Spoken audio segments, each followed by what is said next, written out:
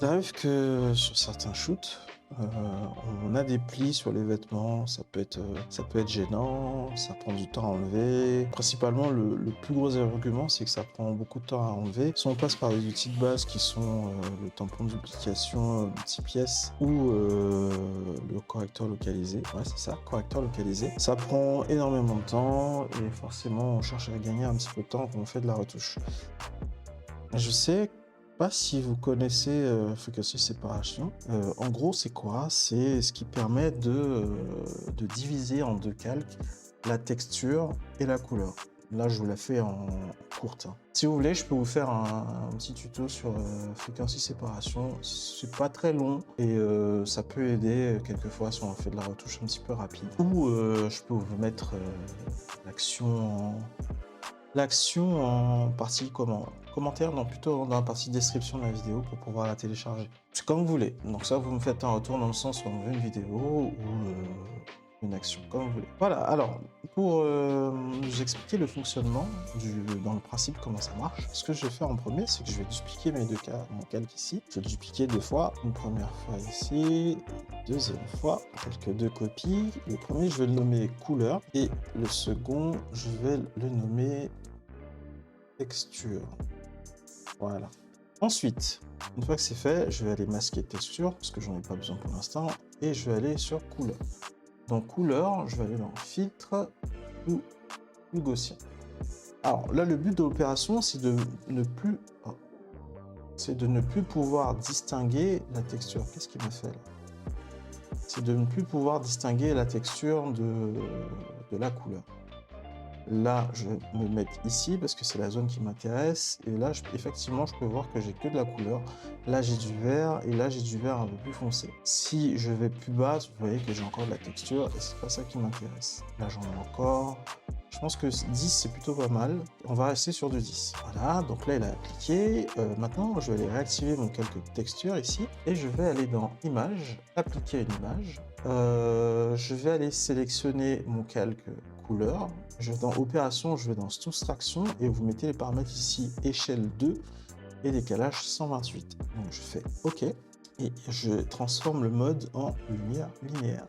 Donc vous voyez, là, a priori, ça n'a rien changé parce que les deux calques, pardon, sont visibles. Donc on a une image complète avec la texture et avec la couleur. Ensuite, ce que j'aime bien faire, c'est dupliquer et de clipper avec CTRL-ALT-G. C'est de clipper, c'est-à-dire je vais travailler uniquement sur ce calque-là, sur la copie de ce calque-là. Et je vais faire pareil, c'est au cas où si j'ai besoin de revenir en arrière, bah, je suis pas obligé de tout refaire. Pareil, vous verrez, c'est un peu bizarre, mais c'est normal. Je clip, ce sera pire, et je bascule en mode normal, ici. Une fois que tout ça c'est fait, je groupe et je vais l'appeler FS. Donc là, mon action elle est faite. Vous avez vu que ça prend même pas 30 secondes. Et là, globalement, j'ai mon Frequency Séparation qui est faite. Donc là, ma photo est séparée en deux calques.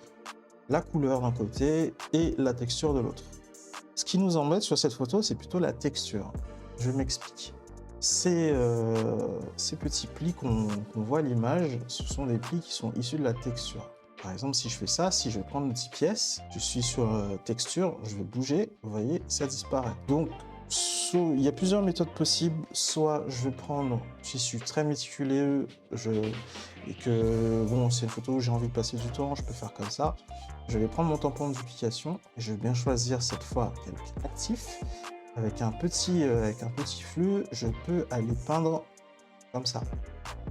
Si je suis très méticuleux, si c'est pour une publication ou quelque chose, donc si c'est pour une publication, bien entendu, la robe elle sera un peu plus repassée, mais bon, ça peut arriver que dans des shoots, on la transporte et tout, il y a quelques plis. Soit je peux procéder comme ça, dire, allez, voilà, je sais pas si vous voyez, je vais peut-être zoomer, c'est mieux si je zoome. Et si j'augmente peut-être le flux, on verra un peu plus net. Hop. Voilà, vous voyez comment ça rend. Si je fais un avant-après, on voit qu'il y a beaucoup moins de plis. Donc on peut aussi maintenant jouer sur la couleur. Cette fois, je vais aller prendre le mélangeur de couches. Le pinceau mélangeur de couches, pardon.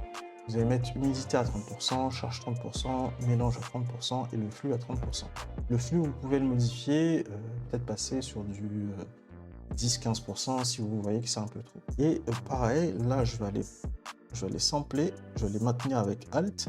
Moi, j'utilise une tablette, donc c'est directement sur les boutons. Je vais maintenir Alt et je vais aller simplement faire comme ça.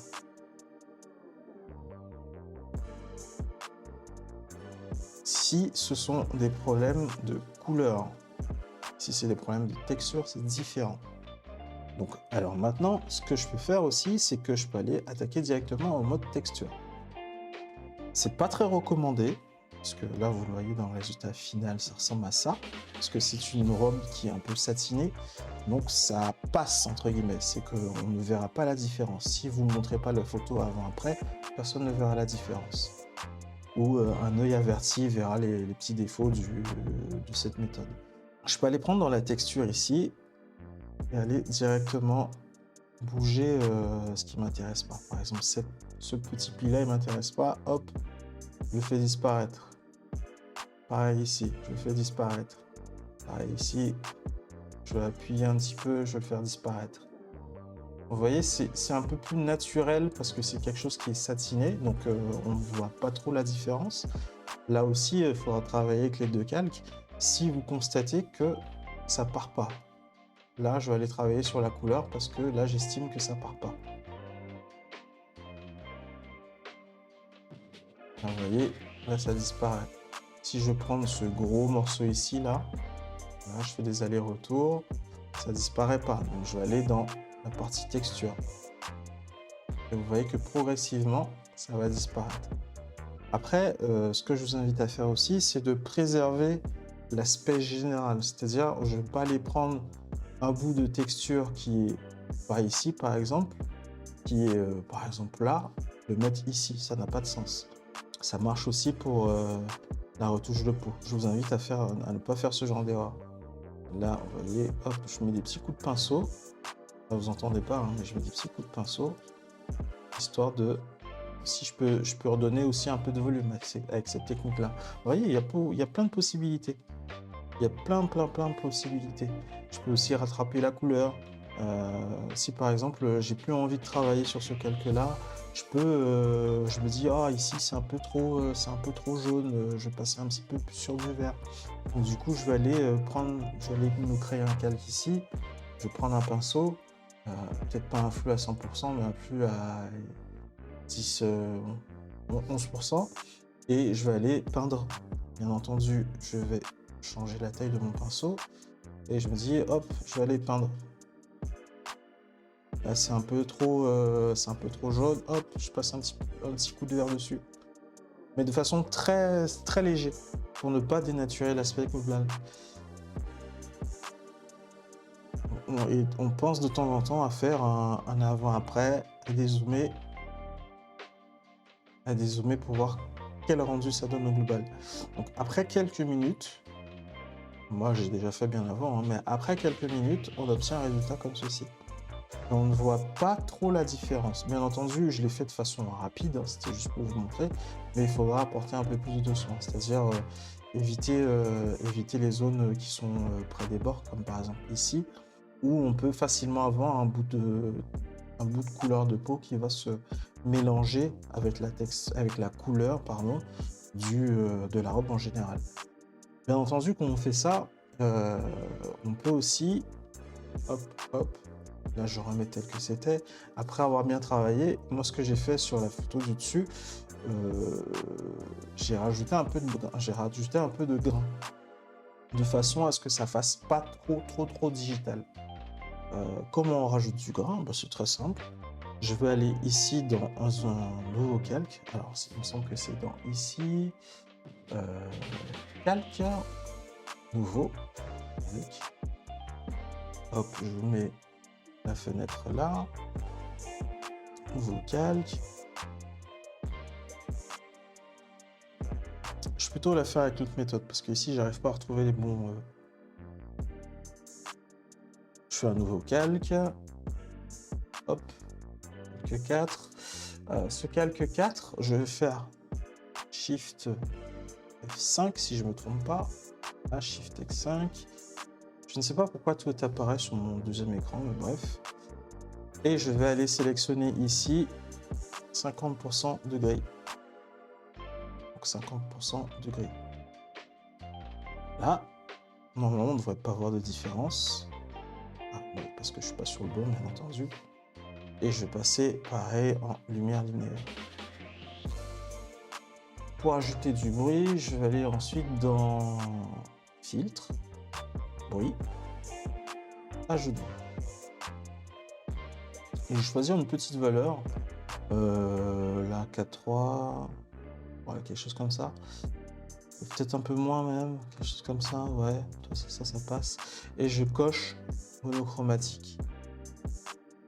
Et je vais masquer tout ça en maintenant Alt et en appuyant sur le masque d'écrêtage. Et ensuite, tout simplement avec un pinceau,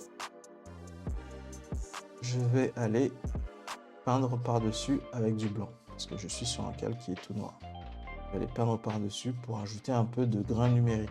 Bien entendu, si c'est un peu trop voyant comme ça, je peux soit ici ajouter un petit flou gaussien, filtre, flou gaussien. Je vais baisser un petit peu, genre quelque chose comme ça, pour ajouter un peu de bruit numérique. Donc comme ça, hop. Et ensuite, aller peindre. Si ça ne nous satisfait pas, bien entendu, on peut baisser l'opacité. De façon à avoir quelque chose un peu plus normal. Parce que forcément, sur une photo numérique, il y a un tout petit peu de brin numérique. Et avec un peu de travail, ça donne ce résultat. Comme vous pouvez le voir, la robe est nickel. Donc bien entendu, je l'ai fait un petit peu à la va-vite pour vous montrer. Il faudra bien entendu prendre un peu plus de temps et faire attention pour avoir un résultat plutôt nickel. Si cette vidéo vous a plu, faites-moi signe, commentez, likez, partagez. C'est le but du jeu et on se retrouve sur la prochaine, je ne sais pas quand. Allez, ciao, bye bye.